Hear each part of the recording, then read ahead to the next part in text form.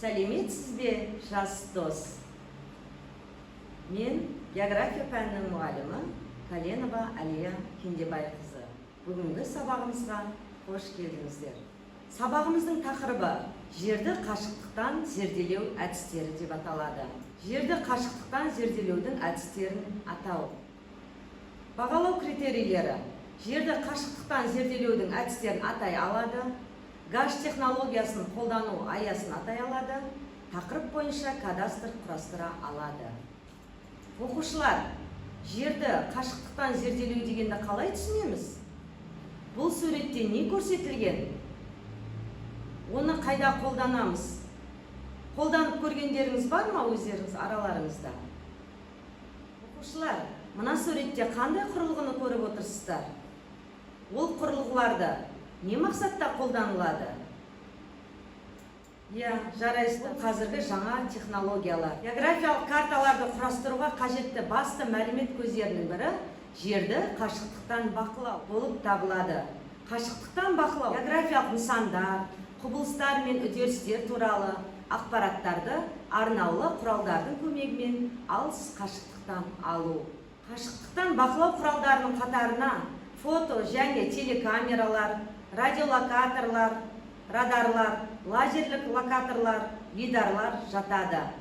Бақылау су беті және суасты кемелерінен, әуе шарларынан, тікұшақтар мен ұшақтардан, ұшқышсыз басқарылатын ұшақтар мен ғарыштық ұшу аппараттарынан жүргізіледі.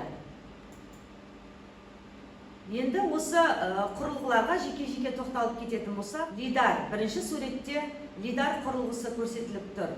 Лидар белсенді жарық пен оны мөлдір және жартылай мөлдір медиада тарату арқылы алыстағы объектілер туралы ақпараттарды алу және өңдеу технологиясы. Келесі суретте дрон.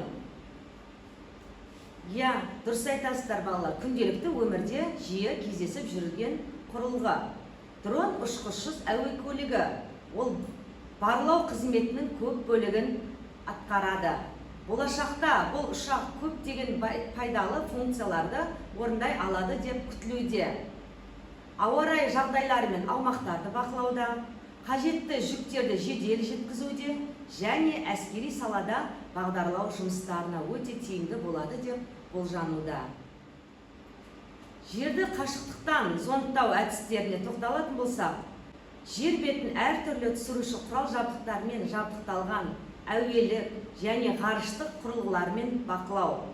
Түсіруші құрылғылардың жұмыс істеу өлшемі микрометрден, яғни көрінетін оптикалық сәулелерден метрге дейін, яғни радиотолқынға дейін шектелген. Қазақстандық ғарыштық жерді қашықтықтан бақылау жүйесінде екі жер серігі, жер беті орталықтары бар. Жер серігінің орбиталық топтары Казиосат 1, Казиосат 2 деп аталады.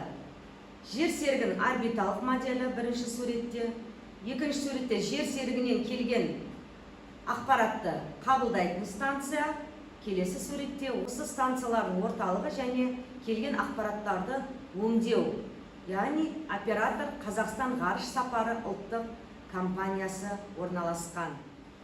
Оқушылар, радарлық түсірілімдер су мен құрлық беттерінің тілімдерін жақсы көретіндіктен топографиялық карталар жасауда, жер бетінің нақты сандық жобаларын құруда, су бетіне төгілген мұнайды анықтауда, су тасқыны туралы ескерту жасау және мониторинг жүргізуде кеңінен қолданылады. Ал енді оқушылар, осы тақырып бойынша алынған білімімізді бекіту мақсатында экспресс сұрақтарға жауап беріп көрейік. 30 секундта 5 сұраққа жауап беріп, қашықтықтан бақылауға дайын сертификатын ұтып алыңыз. Жерді ғарыштан түсіру қалай аталады? Қазақстандық жерді қашықтықтан бақылау серіктерін ата. Жерді қашықтықтан бақылау әдістері қандай? Радарлық және лазерлік түсірілуге нелер жатады? Жерді қашықтықтан бақылау спектрлік диапазондарын атаңыз.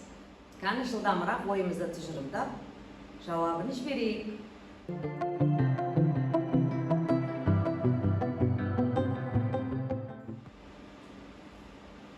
Ал жауаптарыңызды тексеріп жіберейік.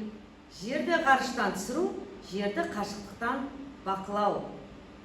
Қазақстандық жерді қашықтықтан бақылау серіктері Казиосат 1, Казиосат 2 деп аталады. Жерді қашықтықтан бақылау әдістері белсенді және белсенді емес деп екіге бөлінеді екен. Радарлық және лазерлік түсірілуге радиолокациялық, лидарлық құрылғылар жатады. Жерді қашықтықтан бақылау спектрлік диапазондары 6 түрге бөлінеді. Олар гамма диапазон, рентген, ультракүлгін, айқын, инфрақызыл, радиодиапазон деп аталады. Жарайсыңдар балалар. Керемет, жауаптарыңа рахмет. Сонымен оқушылар, осы тақырып бойынша біз бүгін жерді ғарыштан түсіру, қашықтық бақылау, қазіргі уақытта ғаламшар туралы маңызды ақпарат көзі болып табылатынын білдік. Ол жаңа жоғары технологиялық зерттеу әдістерінің пайда болуына, географиялық ақпараттар жүйелер технологиясының дамуына ықпалын тигізетіндігін анықтады. Құрметті оқушылар, бүгінгі жаңа сабақтан алған білімдеріңіз бойынша сабақ соңындағы көңіл күйлеріңізді бас бармақ тәсілі арқылы бағалап жіберсеңіздер.